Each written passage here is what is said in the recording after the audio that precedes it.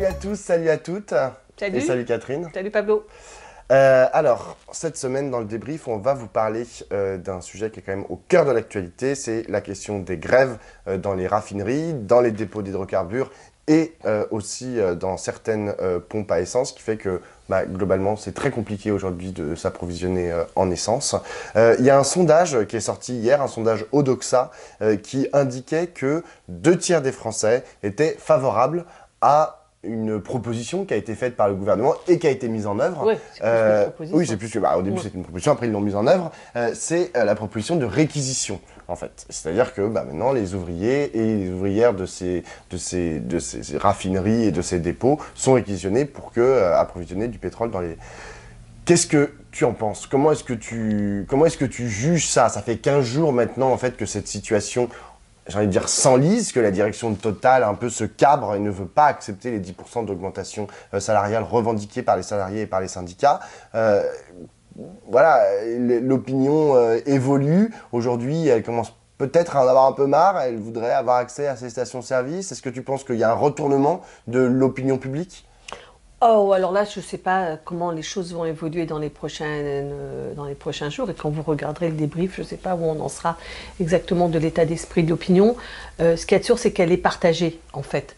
Évidemment, les gens sont dans la difficulté pour leur vie quotidienne et que donc c'est quand même un peu difficile de valider une situation qui vous embarrasse. Donc évidemment, il y a une partie de l'opinion. Et d'ailleurs, quand on interroge sur la grève à proprement parler, c'est très partagé. C'est 50-50 pour aller vite sur toutes les enquêtes qui ont été faites. Donc il y a quand même les gens... Ce que j'allais dire, c'est que les gens sont plutôt d'accord avec les motifs de la grève et plutôt... réservé, voire hostile. À leurs conséquences. Oui, à leurs conséquences. Voilà. Bon, écoutez, comment vous dire, on peut les comprendre. Deux, ce que je pense, c'est que cette situation, c'est intéressant de voir que elle a fait monter au premier plan la question des salaires. Ça fait quand même des années que cette question, on a du mal à ce qu'elle revienne au premier plan des revendications. Le pouvoir d'achat a beaucoup été exprimé, la cherté de la vie a beaucoup été exprimée, mais là, c'est dit d'un peu dans un autre sens, c'est-à-dire que on veut augmentation des salaires pour pouvoir vivre avec nos salaires. C'est-à-dire pas simplement avoir des chèques, des remises, des machins, des primes et des aides, mais on veut des salaires qui augmentent. Et ça me paraît être une transformation vraiment intéressante parce que ça permet en fait de remettre dans le débat au fond ce que les économistes appellent le partage de la valeur, et dans le partage de la valeur aussi qu'est-ce qui est utile, c'est-à-dire quand une entreprise fait des bénéfices, aujourd'hui elle a tendance à servir les actionnaires en premier, comme on l'a vu chez Total, en premier en quantité, en premier dans le temps, et que c'est même l'objectif de cette richesse accumulée. Et je crois que là, on est en train de se rendre compte qu'il y a un problème véritablement de partage de la valeur entre, d'une part, les salaires qui sont au cœur de la dynamique d'une économie, les investissements. Moi, j'ai noté que les gars de chez Total, ce qu'ils disent, c'est qu'on n'a plus que 7 raffineries en France et que Total est en train de se retirer des raffineries françaises en n'investissant pas dans les raffineries pour les mettre au niveau, pour les rendre efficaces et compatibles avec les exigences environnementales, et qu'ils préfèrent se retirer et aller faire leur raffinerie, raffiner le pétrole dans des pays qui sont moins contraignants sur le plan environnemental. Et c'est pas sur la question des salaires que ça se joue, c'est sur la question de la contrainte environnementale. Donc, et enfin, les actionnaires, mais enfin, et pas d'abord. Et je pense que cette discussion qui commence à s'ouvrir, elle est vraiment intéressante, surtout quand elle s'articule avec quelle est la fonction de l'État, quel est le rôle de l'État. Enfin, j'allais dire, on se remet à parler de choses structurelles sur qu'est-ce qui déconne dans notre pays de manière profonde et sur la durée. Ça fait 15 ans que ça dure, ce cirque, où on a dit qu'il faut redonner les marges aux entreprises, il faut leur redonner de l'air pour investir, et qu'en fait, elles n'investissent pas et qu'elles font de la pression sur les salaires. Donc là, maintenant, ça s'est traduit par des petits salaires, par une dégradation des services publics, par un amoindrissement des allocations, et que tout ça, ça nous met plutôt dans le mur que nous met en projection, quoi. Donc, on va pouvoir peut-être reprendre la discussion par un autre bout. Oui, et en fait, ce qui est aussi intéressant, c'est que ça replace finalement le salarié, en l'occurrence le salarié de Total ou d'ExxonMobil, au cœur la réflexion en fait sur l'avenir de sa propre entreprise. C'est un peu ce que tu disais, mais moi ce que je trouve intéressant, c'est que effectivement il demande des augmentations de salaire, et à ce titre il pose une question effectivement sur le salaire. À mon avis d'ailleurs qu'il ne pose pas uniquement juste pour eux, il le pose aussi pour l'ensemble de la société, parce que c'est l'ensemble de la société qui souffre aujourd'hui à la fois de l'inflation et de salaires qui sont trop faibles par rapport à la cherté de la vie, notamment la cherté de l'immobilier et des denrées de matières premières. Ça, c'est la première chose. Mais aussi, alimentaire. En fait, et alimentaire.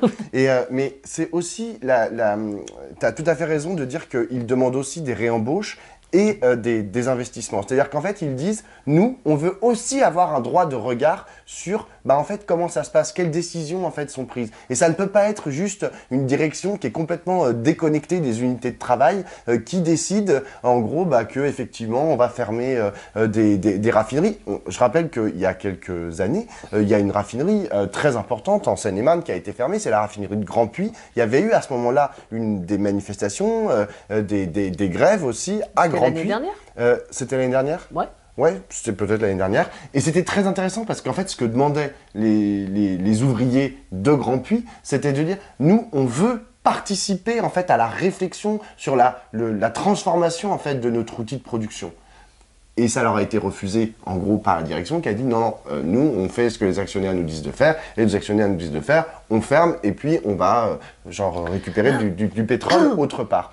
Et ce rapport de force, il est d'autant plus intéressant que tu as tout à fait raison de rappeler qu'il y a l'État, en fait, qui pourrait jouer le rôle de médiateur. Enfin, le couple aujourd'hui, État-entreprise, il est assez complexe. On a donné beaucoup de marge de manœuvre aux entreprises. Là, on est sur des entreprises en fait qui sont clés quand même pour la survie économique de notre pays. Et en même temps, c'est des entreprises privées. Elles font bien ce qu'elles veulent. Théoriquement, avec un logiciel libéral, on est là. La direction de Total, si elle a pas envie de les augmenter, elle les augmente pas. Et en même temps, on a quand même besoin du pétrole, donc l'État doit jouer un rôle. Et donc là, ce que font aussi ces salariés en grève, c'est de créer un rapport de force en fait sur finalement presque l'avenir en fait de notre pays et la place en fait. Ils appellent l'État, ils disent à l'État, venez nous aider. Moi j'ai écouté les responsables, notamment CGT, qui disent à l'État, maintenant l'État doit prendre ses responsabilités et dire à la direction de Total de nous accorder nos augmentations de salaire et les investissements. Et ça c'est intéressant parce que là ils disent en gros à l'État de venir dans une entreprise privée. Une entreprise d'ailleurs qui n'a pas toujours été privée. Oui, je pense qu'en effet, cette histoire de la place de l'État, elle est assez importante. Elle revient à plusieurs reprises dans les débats. D'abord, elle revient sur le plan politique. Bruno Le Maire, quand même, je pense, il a allumé le feu en répétant tout l'été, alors qu'il y avait la question des super profits, tout l'été, il est allé en disant non, on ne touchera pas aux super profits. Du coup, il a, je pense, exaspéré beaucoup de monde, les salariés de chez Total, mais la totalité des Français qui pensent qu'il y a quand même une question quand on a des profits de cette ampleur qui, en plus, n'ont rien à voir avec leurs compétences, leurs qualités propres. Je veux dire, ils bénéficient d'une situation qui n'est pas liée à une innovation, à quelque chose de nouveau qu'ils ont produit ou de... Oui, un investissement. Ouais, c'est pas lié à leur investissement actionnarial. Non, mais absolument. Donc je pense que le maire, il a bien mis du carburant à la colère des ouvriers de chez Total, mais aussi au fait qu'aujourd'hui les Français soutiennent les ouvriers de chez Total, en tout cas 50-50 on va dire.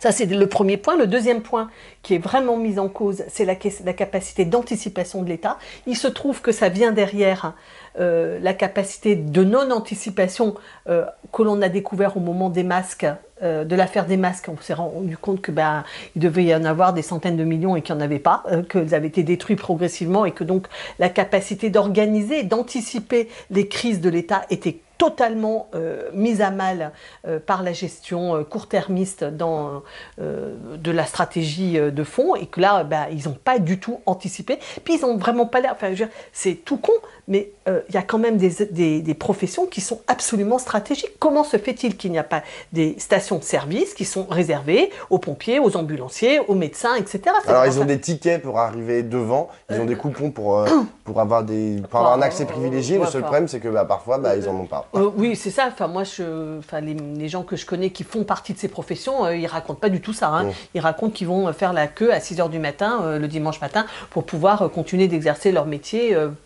Donc déjà, de toute façon, la définition de qui sont ces personnes absolument indispensables, je pense qu'il y a toutes ce qu'on appellerait les personnes qui travaillent dans le lien, c'est-à-dire les AESH, les aides à domicile, etc. Toutes ces personnes-là, elles ont besoin de leur voiture, mais elles sont indispensables à d'autres pour vivre, tout simplement. Donc, je pense que là, il y a une non-anticipation de ce que c'est que les besoins fondamentaux et prioritaires. Et puis, le troisième point, c'est la question de la place du pétrole d'une façon immédiate. C'est-à-dire, on a laissé en effet partir les raffineries et on laisse Total faire sa stratégie tout seul sans intervenir dans la stratégie. Et par ailleurs, d'une façon plus profonde, quand est-ce qu'on va faire cet nécessaire recul de la place des énergies fossiles dans notre mode de vie. Ce que je veux dire, c'est pas possible qu'on continue avec une dépendance au pétrole aussi élevée que celle que nous constatons là. C'est-à-dire, il n'y a pas de pétrole, le pays s'arrête, quoi. Donc voilà, je pense que la question de l'État, dans tous ses aspects, à la fois politiques, d'anticipation et de stratège, est absolument mise en cause dans le débat. Une petite remarque géographique. En fait, et dont on parle finalement assez peu, c'est qu'il ne faut pas oublier aussi que ceux qui sont le plus dépendants de la voiture, ce n'est pas les gens dans les métropoles qui peuvent être aussi dépendants de la voiture, notamment les professions dont tu as parlé. Mais c'est vrai que si on prend par exemple l'Île-de-France, l'Île-de-France est quand même une des régions au monde les mieux desservies en transport public qui le plus souvent n'ont pas besoin d'essence. Et donc, il y a toujours la possibilité de se déplacer, d'aller d'un point A à un point B pour le travail, pour aller voir ses proches ou quoi que ce soit. Le problème, c'est que dans, on va dire, la France des bourgs, des campagnes et des ronds-points, comme dirait François Ruffin, là, juste pour aller chercher le pain, juste pour aller au supermarché, juste pour aller à l'hôpital ou juste pour aller à l'école, déposer ses enfants à l'école, il faut une voiture. Et si tu n'as pas de voiture, tu es bloqué chez toi. Parce que c'est à 15 minutes en voiture et 15 minutes en voiture, à pied, ça fait 1 heure. Donc, et là, il peut aussi, en fait, un peu comme au moment des Gilets jaunes, c'est-à-dire que je pense qu'à un moment, il va aussi peut-être y avoir une crispation, une tension, en fait, au niveau de cette relation où, en fait, on ne va pas vivre la situation de pénurie de la même manière, et il peut y avoir des colères et des énervements, en fait, qui soient générés par cette situation. Oui, mais enfin, ceci étant, il faut l'anticiper, parce que exactement, de toute manière, le pétrole, on sait qu'il est limité, et 2, on sait qu'il est très nocif pour la planète. Donc, il faut quand même se poser cette question. Et bon, donc, il y a des questions qui émergent sur des modes de transport alternatifs, sur une autre façon de construire le territoire. Mais pour ça, il faut avoir une vista, comme tu dis souvent. Et là, le problème, c'est qu'on manque un peu, l'État stratège a disparu, et réaménager le territoire ou réaménager la façon dont on pense nos transports sur le moyen ou sur le long terme, on a l'impression que c'est plus tellement à l'ordre du jour de nos politiques. C'est clair, la question du territoire, c'est typiquement vraiment ça relève de l'organisation à long terme, et ça demande un État qui construit une vision et qui la met en œuvre sur la durée. Et là, évidemment, comme on a considéré que le truc le plus important, c'était de redonner aux entreprises la marche du pays, c'est pas leur sujet. Enfin, je veux dire, même à la limite, je leur en veux même pas vraiment. Enfin, je veux dire, c'est pas leur question d'investir sur 40 ans sur le ferroutage, les nouvelles réorganisations urbaines, le nucléaire, toutes ces questions qui apparaissent, qui émergent en force. C'est pas aux entreprises privées qu'on peut confier cette vision à long terme. C'est pas leur. Ça serait quoi si le capitalisme il était capable d'organiser la longue durée. De fait, en fait, il l'organise, mais il l'organise sans vision collective, on va dire. Parce que c'est vrai qu'aujourd'hui, même si je pense, et on l'a vu, c'est ce que nous a dit Thomas Porcher dans la Midinale hier, il a dit l'État stratège s'est arrêté en gros dans les années 80. Après, il a arrêté de vouloir aménager le territoire ou quoi que ce soit, ou de faire des grands projets. Néanmoins, la vie, la géographie, les métropoles ont continué à évoluer, à pousser, etc. Sauf que sans vision en fait, c'est-à-dire qu'effectivement il y a des endroits tout d'un coup qui ont poussé parce que Total ou je sais pas quelle entreprise avait décidé d'investir à tel endroit, etc. Ils ont fait des hubs à certains autres endroits, mais c'est pas pensé. Enfin je veux dire, c'est pas pensé avec comme mot d'ordre le collectif. Eux, ce qui les intéresse, c'est comment est-ce qu'ils vont faire plus de profit, comment est-ce que pour leur entreprise, ça peut être plus bénéfique. Mais la société a évolué quand même sans état stratège, il y a des évolutions qui se font. Alors, il y a une autre question que j'entends beaucoup parler sur les chaînes d'information en continu et à la radio. C'est, en gros, on serait pris en otage donc par les grévistes, selon les éditorialistes de ces chaînes et de ces radios, et aussi par le congrès de la CGT. C'est-à-dire que, en gros, ils sous-entendent que Philippe Martinez est en train de durcir le rapport de force pour essayer de, je sais pas, montrer ses muscles et dire que son action est légitime et que, en gros, en avril prochain, ça soit sa dauphine qui prenne sa suite. C'est ça qui est en train de se passer, c'est ça qui est en train de se jouer, en fait, à la CGT. Moi, déjà, pour commencer, je trouve ça juste ridicule comme explication, parce qu'un mouvement social, d'abord, ça ne se décrète pas, en général, et encore moins pour des enjeux internes qui sont totalement obscurs, puisque finalement, il y a assez peu de lecture de quels sont les termes du débat au sein de la CGT. Donc, ça me paraît, mais penser que le gars qui a la raffinerie de Donge, il fait grève pour soutenir CGT, Martinez ou contre Martinez, enfin bon, c'est absurde. En revanche, ce qui est vrai, c'est qu'il y a un débat au sein de la CGT. Ça me paraît... et personne ne renseigne ce débat. Personne n'explique quels sont les termes du débat. Tout le monde explique que la Fédération de l'énergie est contre Martinez. Bon, d'abord, ça n'a pas toujours été le cas. Et ensuite, ça ne suffit pas d'expliquer. Ça ne donne aucune clé de compréhension de quels sont les termes du débat. Et je pense que ça serait bien que dans la Midinale, on trouve quelqu'un qui puisse un peu nous décortiquer. Oui, donc si vous avez des idées, on est preneur. Voilà, quelqu'un qui nous décortique les questions, les débats qui sont internes. Mais d'une certaine façon, ce que j'allais dire, c'est que je pense que se trouve... Je ne vais pas faire de raccourci, mais comme en fait, ce que l'on comprend, nous tous, ceux qui regardent, ceux qui disent regard, etc., ce qu'on comprend, c'est les débats au sein de la gauche de gauche, j'allais dire, sur le positionnement stratégique entre la gauche des métropoles qui a réussi à articuler des nouveaux combats comme les combats sociaux avec les luttes féministes, environnementales, antiracistes, etc. Enfin voilà, que ça a constitué, je dirais, la base et la dynamique d'une gauche autour de Jean-Luc Mélenchon et de la France Insoumise, et que cette dynamique, elle n'a pas été générale et qu'elle trouve ses limites au-delà de cet univers des métropoles. Évidemment, tout le monde dira que c'est pas exactement comme ça, mais ça a à voir avec ça. Et je pense que ce qui se passe au sein de la CGT, c'est un peu, de façon un peu simple, hein, mais un peu la même question. Au fond, le syndicat, est-ce que le syndicat reste centré sur ce qui est son cœur d'origine et de raison d'être, c'est-à-dire la défense des salariés et de leurs intérêts. Et de leurs intérêts, voilà. Ou est-ce que cette compréhension de la défense des salariés, elle s'élargit, ce qui fut le cas, d'abord, c'était le cœur des unions départementales, c'est-à-dire qu'elle s'élargit à des questions qui sont hors entreprise. Alors, par exemple, on a vu que, fut un temps, les syndicats ouvriers s'intéressaient à la question de l'école, à la question du logement. Il y avait une interaction avec des sujets qui étaient hors entreprise.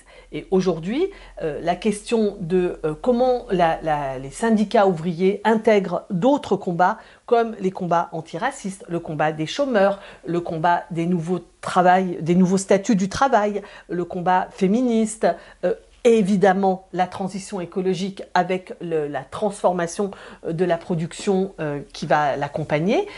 Cette question de sa place et de son articulation dans le combat syndical, au fond, c'est ça qui est en débat à la CGT, et c'est pas les gentils contre les méchants, c'est deux façons d'appréhender le combat syndical, et je pense que c'est ça qui se joue, mais c'est évidemment pas ça qui se joue dans le conflit à Total. Il n'y a pas l'énergie qui aurait appuyé sur un bouton pour faire chez Martinez, qui aurait répondu en faisant la grève générale, et puis je sais pas quoi. C'est ridicule, ça n'est pas un facteur d'explication. Autre question, et qui est liée, c'est la question de la grève générale. Parce qu'en ce moment, c'est une question qui monte. Il y a des députés, il y a des hommes et des femmes politiques, il y a des syndicalistes, au premier rang desquels Philippe Martinez, qui commence à parler de grève générale, parce que, notamment, mardi prochain, mardi 18, il y a plusieurs secteurs, notamment la SNCF, la RATP, mais aussi les routiers, qui vont se joindre à la grève.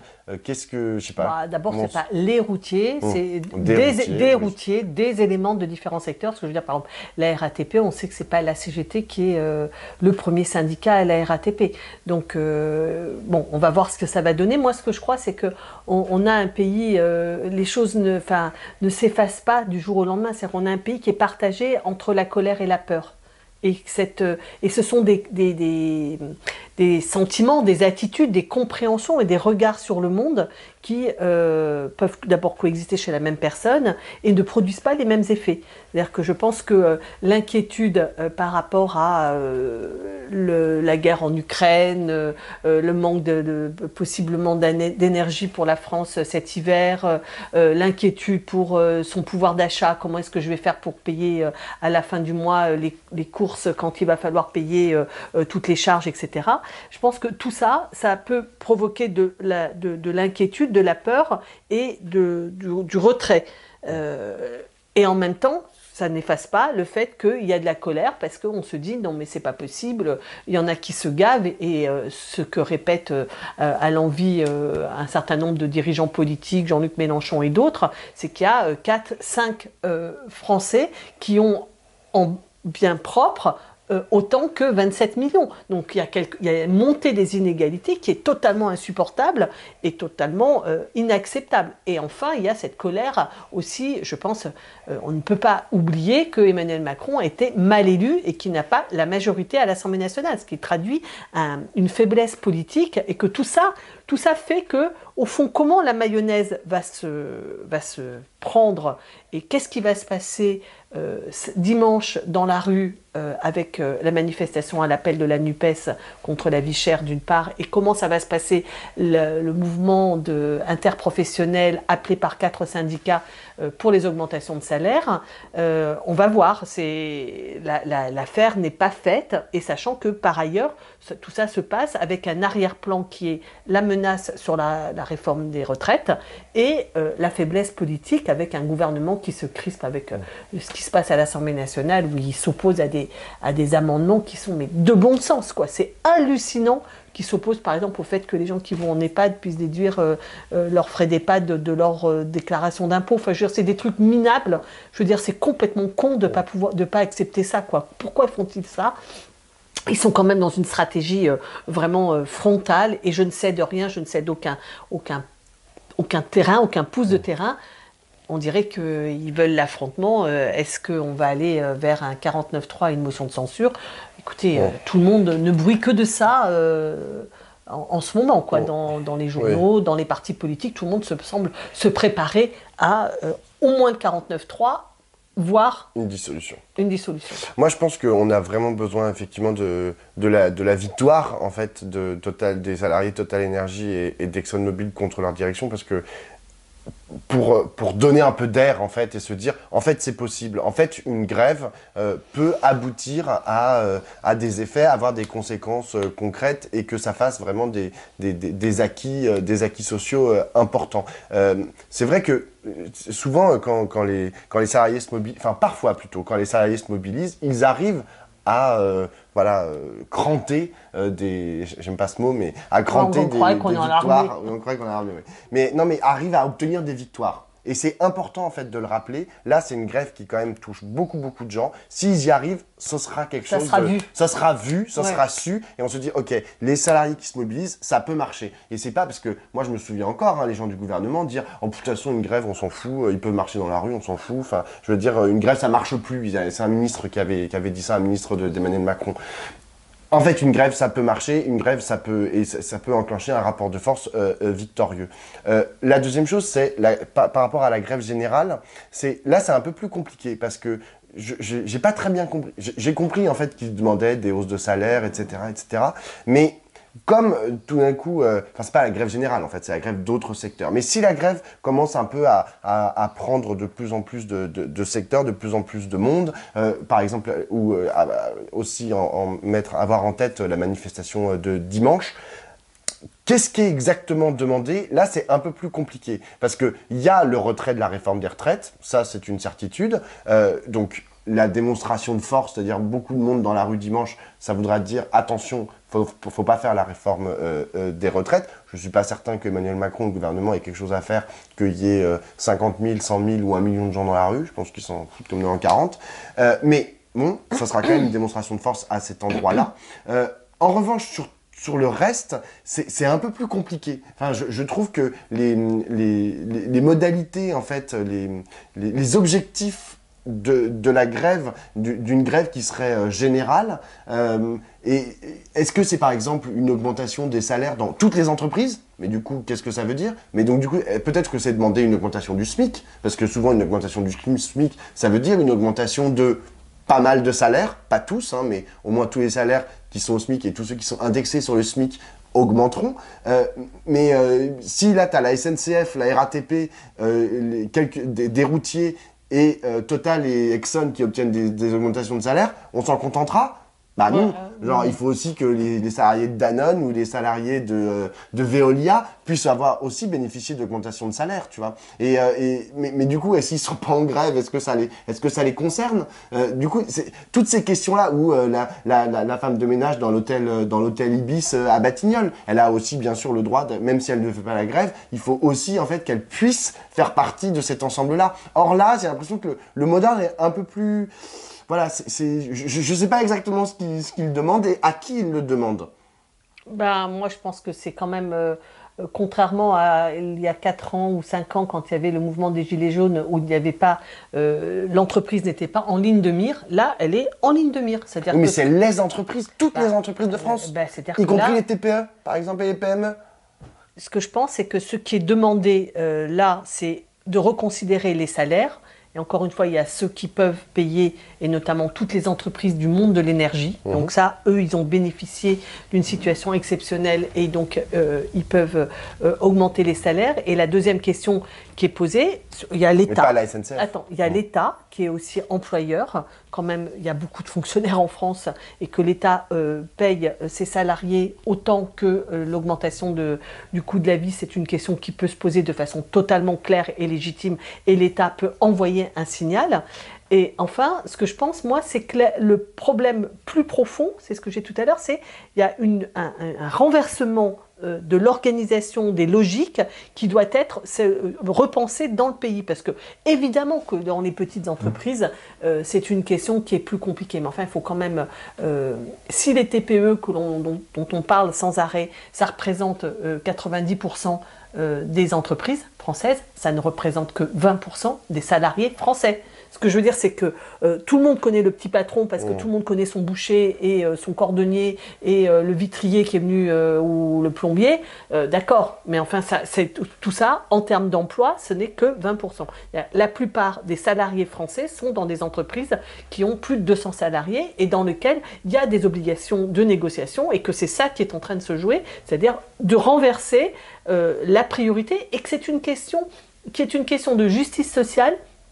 Mais encore une fois, ce que je pense, c'est que là, on n'est pas depuis pratiquement depuis la gauche des années 80, on a considéré que le problème de la compétitivité de la France, c'était les salaires des Français, qu'il fallait faire baisser les salaires. Et que donc on a accompagné éventuellement d'aides diverses et variées, mais on a fait baisser les salaires. Ben, je pense que c'est cette logique-là qui est en bout de course et qui ne peut plus continuer et qu'il faut maintenant recommencer à payer les gens pour leur travail, à les former et à investir dans l'outil de production. Et c'est ce qui est le cœur de la question posée. Excellente raison pour aller manifester dimanche à la grande marche contre la vie chère. Tu y seras? Oui, je serai bien sûr. Et toi? Moi aussi, bien sûr. Alors à dimanche. À dimanche.